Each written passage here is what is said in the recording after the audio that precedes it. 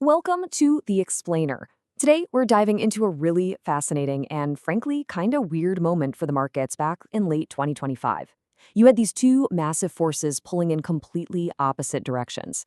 On one hand, you had the super clear, powerful signal of a massive AI boom. And on the other, you had the chaotic, unpredictable noise from a second Trump administration. So, how did this clash of titans play out? Let's break it down. So, this is the big puzzle, right? Think about it. You've got this once in a generation tech revolution happening, a real structural change in the economy. And at the exact same time, you've got a ton of political chaos and uncertainty.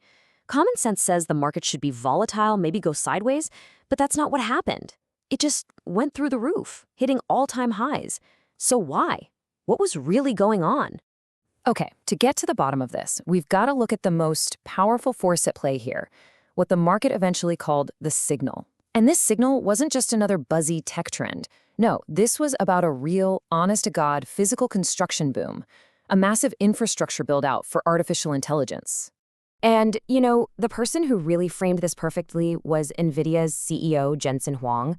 This quote from him at Davos was an absolute game changer. He stood up and basically told the entire financial world, hey, you're looking at this all wrong. This isn't a software bubble waiting to pop. This is the biggest infrastructure project humanity has ever seen. And wow, when he said that, it just clicked for everyone. Everything changed. And to make this idea really tangible, he came up with this brilliant analogy that took off, known as the five-layer cake, or five-dan cake, as it was called in Korea, where this theory really gained a lot of traction. It was basically a simple roadmap showing how AI was moving way beyond just code on a screen and was digging deep into the industrial heart of the economy. Let's just walk through these layers because it's so important. At the very bottom, the foundation of the cake, you have semiconductors, the actual brains. But what do all those powerful brains need? A ridiculous amount of electricity. So layer 2 is energy and utilities. Then layer 3, you need companies to actually build the data centers, the server racks, all the hardware. That's your manufacturing and industrials. See, it's only after you've built all that physical stuff that you get to the really futuristic parts in layer 4, like using AI to invent new drugs in biotech. And then finally, at the very top, you have the software and services that we all use. This model just proved it. The AI boom was real. You could literally touch it. And listen, this wasn't just some theory on a slide. The proof was right there in the earnings reports. You see TSMC announcing record-breaking spending on new factories? That's layer 1.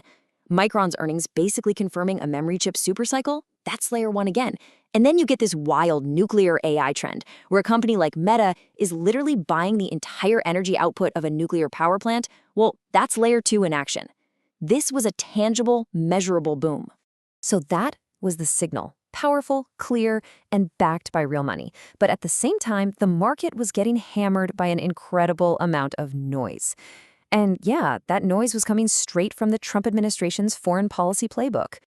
At first, everyone would just panic. But after a while, traders started to see a distinct pattern emerge. And Wall Street, they gave it a nickname, the taco strategy.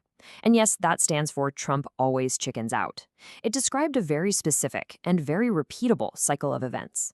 So here's how the playbook worked, and it became almost like clockwork. Step 1, an extreme threat would come out of nowhere. Step 2, the market would freak out for a bit, causing a sharp, short-term dip. But here's the key. The smart money stopped selling into that fear. Instead, they just waited for step 3, the inevitable walkback or the pivot to negotiations. And that led directly to step 4, a huge relief rally when everyone breathed a sigh of relief that the worst-case scenario was off the table. It became a pattern you could actually trade. And we saw this play out time and time again. There was that whole thing about maybe using military force to buy Greenland. It caused a firestorm and then just disappeared. Or threatening massive new tariffs on European allies, which sparked a panic, right before pivoting to more talks.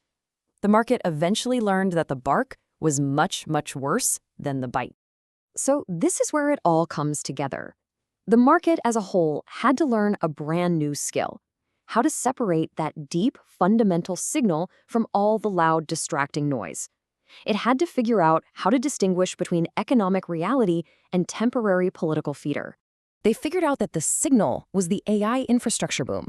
It was backed by real profits, real earnings, and a Fed that was happy to supply liquidity. That was the long-term story. The noise was the TACO strategy. And here's the brilliant part. They learned to treat that noise not as a fundamental threat, but as a tactical opportunity. Those short-term dips became predictable, perfect buying opportunities. Now, it's really important to remember the backdrop for all this drama. This whole signal versus noise dynamic was playing out in what economists were calling a Goldilocks economy, or Goldilocks, as the Korean financial press dubbed it. You know the fairy tale, right? The economy wasn't running too hot, not too cold, it was just right. And the Federal Reserve, oh man, they were just pouring fuel on the fire. They cut interest rates, making money cheaper for everyone. They started buying up bonds again, a kind of stealth QE that pumped tons of cash into the system. And this was all happening while the economy was already red hot, with GDP growing at a staggering 4.3%. I mean, you literally could not have designed more perfect conditions for a bull market. But, and this is a really big but, there was a much darker story unfolding just beneath that shiny surface. The economy was actually fracturing.